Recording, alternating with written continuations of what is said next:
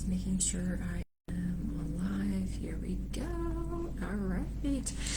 Welcome to my Wednesday coffee chat. I'm so glad you're here. My name is Jenn. I am a certified life coach for high achieving women, and I really love helping them quiet the chaos of anxiety, burnout, and overwhelm so they can feel more calm, confident, and in control of their lives. This is part 3 of our series on anxiety, and today we're going to talk about something so many of my clients struggle with: overthinking.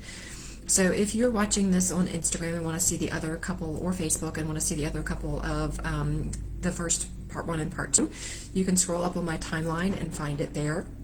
You can also reach out to me and I can send you the recordings that way as well. If you're in my email, then you'll be getting all of the playlist for the anxiety series coming to your inbox soon. So if your brain feels like it has a browser with 37 tabs open and they're all just kind of frozen and stuck there, this coffee chat is for you. Have you ever found yourself just lying in bed, absolutely exhausted, but your mind decides it's the perfect time to revisit that awkward text you sent 2 weeks ago, or rehearse tomorrow's meeting for the 20th time, or spiral through all the possible what ifs of something that hasn't even happened yet? That's the overthinking loop. And it's a major anxiety trap, and let's talk about how to recognize it and how to get out of it, okay? But first, let me just share a little story. I remember when my overthinking was at its worst. It was during a really busy season in my business and at home, and I'd finally get the kids to bed and I'd think, okay, this is my time to rest. But my brain had other plans. I'd lie awake in my bed obsessing over something I said on a Zoom call, or panicking about everything I didn't get done that day, or mapping out every possible disaster that might happen tomorrow during the conference I was speaking at. I'd wake up the next morning tired, already stressed out, and already feeling behind. And then I'd beat myself up for not being more productive or better at handling things. So I felt like it was like I was constantly carrying 50 invisible tabs that were open in my brain, and no matter how many I closed, more would pop up. Curious if that sounds familiar to anybody.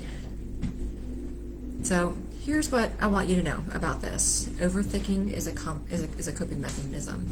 It's your brain's way of trying to stay safe and in control, especially when you're anxious. But it actually doesn't give you more control. It gives you more mental clutter and decision fatigue. Here are some common signs you're stuck in an overthinking loop. You replay conversations wondering if you said the wrong thing. You try to solve every possible future problem before it even happens. You delay decisions because you're afraid of making the wrong one. You constantly second guess yourself even after you've made the choice. You ruminate on past mistakes and criticize yourself for not doing better.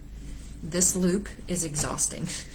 It feels productive, but it's not. It's a mental burnout. It's mental burnout on repeat in your brain over and over and over again. So how do we quiet that noise? Here are 3 tools that I give my coaching clients that help them stop the spiral in their brain. Number 1, catch it early. When you notice the spiraling start, say to yourself, oh, I'm in a loop. My brain is trying to protect me, but I don't have to follow every thought. Name it. Awareness is very, very powerful. Step 2, ask if this is helpful or just a habit. Sometimes your brain is just busy and spiraling out of habit, not because it's actually useful. Number 3, write it down. A brain dump before bed, or even midday, or even first thing in the morning, can physically move the thoughts from your head and onto paper, and this creates space. Okay, I always have my clients do a brain dump either at night or first thing in the morning whenever their spiraling or overthinking is at its worst. And don't judge yourself, just write it all down. Just get it out of your brain, okay? You don't have to control every thought. You just need to not believe all of them, right? Because a lot of the spiraling thoughts are also negative. So if this sounds familiar, if your brain feels like it never shuts off, please don't wait until you hit total burnout. Let's talk. I offer a free personalized life assessment session where I will help you untangle the mental clutter, and we'll make a plan to help you start thinking more clearly and calmly again. Just drop the word session or call wherever you're watching this from. If you're getting this replay on email, just respond email or use the button to book the session below this video, or DM me and I'll reach out to you and we'll get it scheduled. Okay? When I schedule these calls, I always ask you for a couple of times and dates that work for you so that we can make it happen. It's not a high pressure sales calls. It's just a chance for us to connect and see what you're struggling with. And you'll leave that call with a couple of things you can do right now. And one of those may be working with me, or if we decide it's not a great fit, then you'll have a couple of tangible tools to move forward.